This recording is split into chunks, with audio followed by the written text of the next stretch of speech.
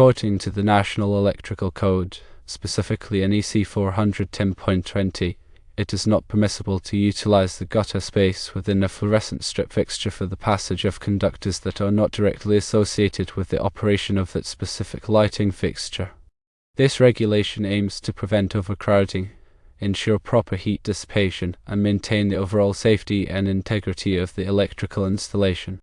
The prohibition serves several important purposes in electrical safety and code compliance. Firstly, overcrowding of conductors within the fixture's gutter space can lead to several issues. When too many wires are packed into limited space, it becomes difficult for heat to dissipate effectively. Electrical conductors generate heat as current flows through them due to the resistance of the wire. If this heat cannot escape, the temperature of the conductors can rise, potentially damaging the insulation surrounding the wires. Over time, this degradation of insulation can lead to short circuits, ground faults, or even electrical fires. Secondly, the presence of unrelated conductors in the fixture's gutter space can complicate troubleshooting and maintenance. When electricians need to work on the lighting fixture or other parts of the electrical system, they may encounter unexpected wires that are not part of the fixture's intended circuitry. This can lead to confusion, delays, and an increased risk of accidental contact with live wires. Thirdly, using the gutter space for unrelated conductors could violate the listing and labeling of the lighting fixture. The electrical products are typically tested and certified by independent organizations to ensure they meet safety standards and perform as intended. These listings often specify the permissible wiring configurations and limitations of the product. Altering the fixture's wiring by adding unrelated conductors could void the listing and create a potential liability issue. To comply with NEC 410.20 and ensure safe electrical installations, it is crucial to follow these guidelines. Firstly, only conductors directly related to the operation of the fluorescent strip fixture should be installed within its gutter space. This includes the wires that supply power to the fixture, as well as any control wires or grounding conductors that are part of the fixture's design. Secondly, any additional wiring needed for other electrical devices or circuits should be run separately from the fluorescent fixture. This can be accomplished by using dedicated conduits, raceways, or cable trays to route the wires to their intended destinations. Thirdly, ensure that all wiring connections within the fixture are made properly and securely. Loose or improperly made connections can create resistance, leading to heat buildup and potential electrical hazards. Use appropriate wire connectors and follow the manufacturer's instructions for installation. Fourthly, regularly inspect the wiring within the fluorescent fixture to ensure that it is in good condition and free from damage. Look for signs of insulation cracking, discoloration, or fraying, and replace any damaged wires immediately. Fifthly, if you are unsure about the proper wiring methods for a fluorescent fixture or any other electrical equipment, consult a qualified electrician. Electricians have the training and experience to ensure that electrical installations are safe, code compliant, and reliable.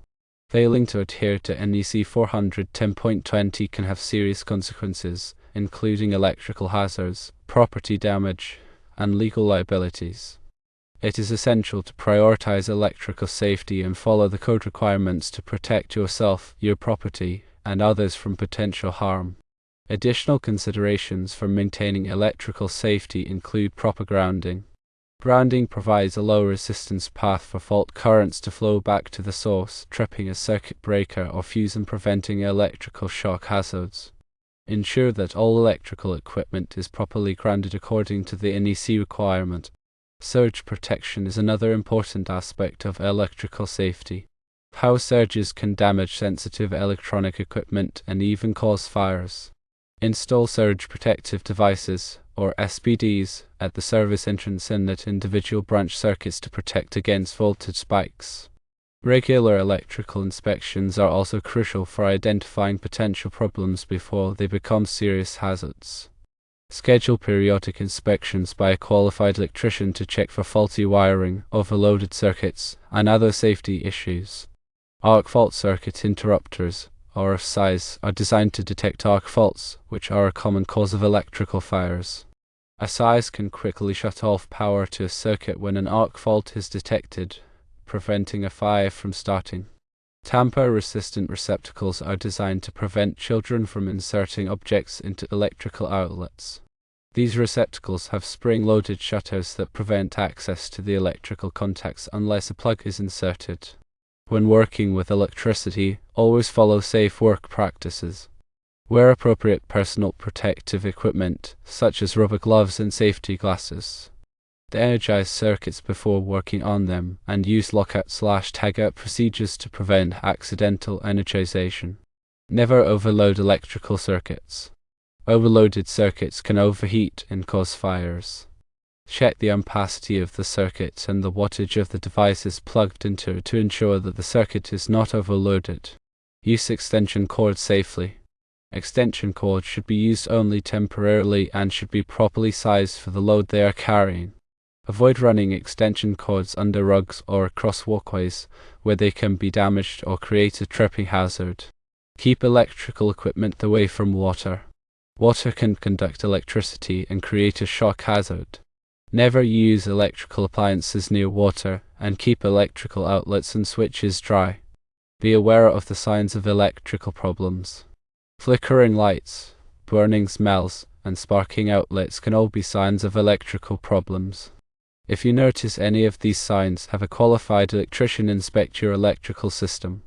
By following these electrical safety tips, you can help to prevent electrical accidents and ensure the safety of yourself, your family, and your property. Now let us discuss in more detail the implications of NEC 410.20. Firstly, the term gutter space refers to the internal area within the fluorescent strip fixture that is intended for housing the electrical connections and wiring associated with the fixture itself. This space is typically designed to accommodate the ballast, lamp holders, and the necessary wiring to power the fluorescent lamps. Secondly, the prohibition against using this gutter space for unrelated conductors is based on the principle of maintaining a clear and organized wiring system. By limiting the conductors within the fixture to those directly related to its operation, the risk of accidental contact, short circuits, and other electrical hazards is minimized. Thirdly, the term conductors not associated with the lighting refers to any wires or cables that are not directly connected to the fluorescent fixture's circuitry. This could include conductors for other lighting fixtures, receptacles, or any other electrical devices that are not part of the fluorescent fixture's design. Fourthly, the NEC provides specific requirements for the proper routing and installation of electrical conductors. These requirements are intended to ensure that conductors are protected from physical damage, overheating, and other hazards. By adhering to these requirements, electrical installations can be made safer and more reliable. Fifthly, when planning an electrical installation, it is important to consider the future needs of the building or facility. Provide adequate capacity in raceways, conduits, and panel boards to accommodate future expansion or changes in electrical loads. This will help to avoid the need to run additional conductors through the gutter space of existing fixtures, which would violate NEC 410.20.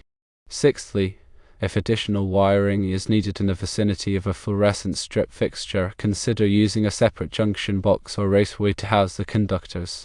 This will keep the wiring organized and prevent overcrowding within the fixture's gutter space. Seventhly, when working with electrical wiring, always follow safe work practices. De-energize the circuit before working on it, and use appropriate personal protective equipment such as rubber gloves and safety glasses. Eighthly, if you are unsure about the proper wiring methods for a fluorescent fixture or any other electrical equipment, consult a qualified electrician. Electricians have the training and experience to ensure that electrical installations are safe, code-compliant, and reliable. Ninthly, remember that the NEC is a minimum standard for electrical safety. Local jurisdictions may have additional requirements that must be followed. Always check with your local building department or electrical inspector to ensure that your electrical installations comply with all applicable codes and regulations. Tenthly, staying informed about changes to the NEC is important for electrical professionals and anyone involved in electrical work. The NEC is updated every 3 years, and each new edition may include revisions or additions that affect electrical installations. In conclusion, NEC 410.20 prohibits the use of the gutter space in a fluorescent strip fixture for conductors not associated with that lighting. This is to prevent overcrowding, facilitate heat dissipation, and ensure electrical safety.